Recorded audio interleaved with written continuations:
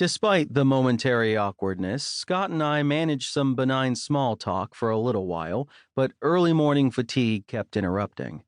Eventually, the conversation faded away, and I stared out the window as the highway took us through the tree-covered foothills, on the way through Squim and Discovery Bay, and then on to Port Townsend.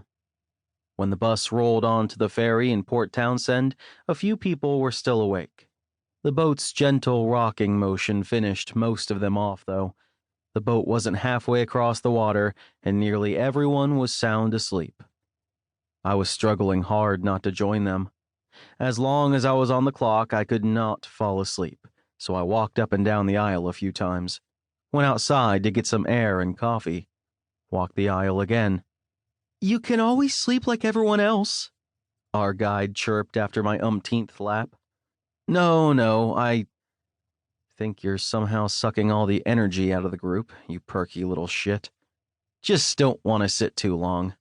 Fucks with my back." He frowned. "The river can get a little rough. You going to be okay on that boat?" I waved a hand. "I'll be fine. Long as I move around a bit now." "Okay. Well, just holler if you're not sure." Wincing, I nodded. The guy's voice was completely bearable at a normal hour after a full night's sleep. This early, though? Ugh! Shouldn't you be testing the oxygen levels in a mine somewhere? I headed back toward my seat. Scott hadn't moved. Like everyone else, he was out cold. He'd put his baseball cap down over his face, and really all I could see of him were his long fingers, folded loosely together in his lap. No ring. No tan line from a ring. That could mean a lot of things, but he was also here alone. For all I knew, he was a straight guy who didn't like wearing his wedding band. Or single, but straight nonetheless. Though it was possible he was gay. There was no shortage of gay men in Bluewater Bay after all. I'd heard that the arrival of Wolf's Landing had upped the town's queer population by a significant percentage, so there were more than most places, and it could be safely assumed that a person might be queer. Still, that wasn't an assumption to make off the cuff, especially not if we were going to be stuck on the same bus and boat for the next 12 hours. But hey, at least he was something to focus on and keep myself awake with for the time being. After the ferry dropped us off, the bus took us across a few of the islands in the north end of Puget Sound, then continued along the highway toward the town of Cedro-Woolley. Not far from where the highway intersected with Interstate 5, the driver pulled into a parking lot. There, people started stirring. Our impossibly perky guide jumped up and faced us. "Okay, folks, rise and shine." Grumbles and murmurs rippled through the bus. "We're in Cedro-Woolley," he went on. "So if you want coffee or you need to use the restroom, now's the time. We should be in Eagle Country in..." He made a big show of checking his watch. "A little under an hour." In front of me, Leigh stood and stretched.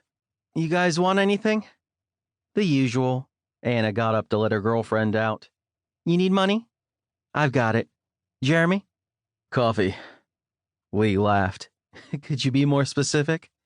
"Surprise me. Just make sure it's very, very caffeinated."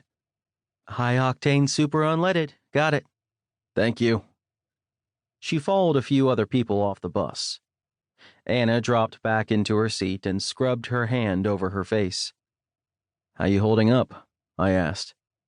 "I'll be better once I start mainlining some coffee." "I hear that." She craned her neck to look at me. "You don't mind us dragging you along for this, do you?"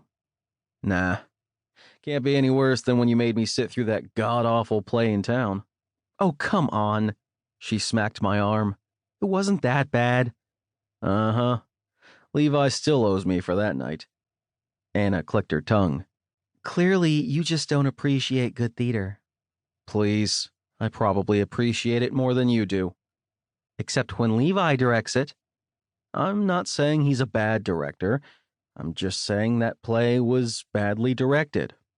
Or just bad, I don't know." She laughed. "Well, I'll be sure to tell him to consult with you for the next one." I chuckled.